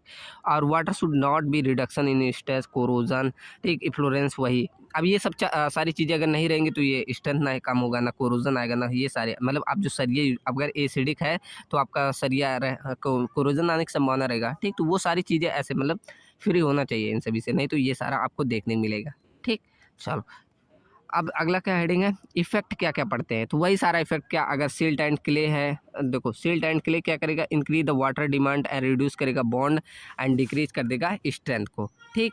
उसके बाद अगर कोई ऑर्गेनिक मैटर है तो ये सेटिंग टाइम और हार्डनिंग को डिले करेगा। अगर ऑयल एंड ग्रीसेस है तो क्या बॉन्ड को आपका रिड्यूस कर देगा। अगर कोई एसिड है तो ये सीमेंट के पेस्ट को और ड्यूरेबिलिटी को इम्पैक्ट करेगा। अगर एल्कलीज है तो क्या कजस एल्कली एग्रीगेट, जिससे रिएक्शन करके ये एक्सपेंशन और क्रैकिंग दिखाएगा, ठीक। तो ऐसे सारा लिखा है, देखो क्लोराइड, शुगर, सी, अगर सी वाटर है तो ये सारा क्या क्या इम्पैक्ट है, एकदम इजी लैंग्वेज में लिखा है, ठीक। तो ये सारा प्रभाव डालेगा अगर ये सारी चीज़ें हैं, ठीक। चलो, अब देखो क्या लिखा है, इफेक्ट ऑन कंक्रीट प्रॉपर्टीज़, वही सारा क्या क्या इफेक्ट है, उसका सेटिंग टाइम पे प्रभाव डालेगा, स्ट्रेंथ पे, ड्यूरेबिलिटी पे, अपीयरेंस पे, इन सारी चीज़ों पे प्रभाव डालता है, ठीक। अब आईएएस कोड ने हमारे क्या रिकमेंड किया कि हम जो भी यूज करें वो वाटर इतना फिट होना चाहिए कि हम ड्रिंक करने लायक हो, ऐसा हम कंक्रीट में यूज करना, ठीक। सेकंड आईएएस कोड क्या बोलता है, पीएच की वैल्यू 6 से कम नहीं होनी चाहिए, इतना रहे, ठीक। और उसमें हार्मफुल जैसे क्लोराइड, सल्फेट, ऑर्गेनिक मैटर, ये सारी चीज़ें नहीं होना चाहिए। ये हमारा आईएएस कोड कौन 456/2000 ये बताता है, ठीक। चलो, कंक्लूजन यहाँ दिया गया वही सारा। तो ये एक पेज का पूरा था, इतने में आपका लिख लेंगे, ठीक। अब ये कोई टफ नहीं था, आप एकदम इजी पॉइंट है कि वाटर का क्या प्रभाव पड़ेगा, क्या इम्पैक्ट डालता है, वही सारी चीज़ें हैं, ठीक। चलो, तो मिलते हैं नेक्स्ट वीडियो में, और वीडियो कैसी लगी ज़रूर बताना। आज के लिए इतना ही, आप मिलते हैं सेकेंड यूनिट में। Thank you and thanks for watching. PDF के लिए आप लोग टेलीग्राम ज्वाइन कर लेना, ये रहा टेलीग्राम, यहाँ से आप स्कैन करके ज्वाइन कर सकेंगे, यहीं पर आपको नोट्स मिल जाएंगे, ठीक। ऑलरेडी आपके अलग आगे की सेमेस्टर की क्लासेस यहाँ पर अवेलेबल है। चलो, मिलते हैं नेक्स्ट वीडियो में। Thank you and thanks for watching.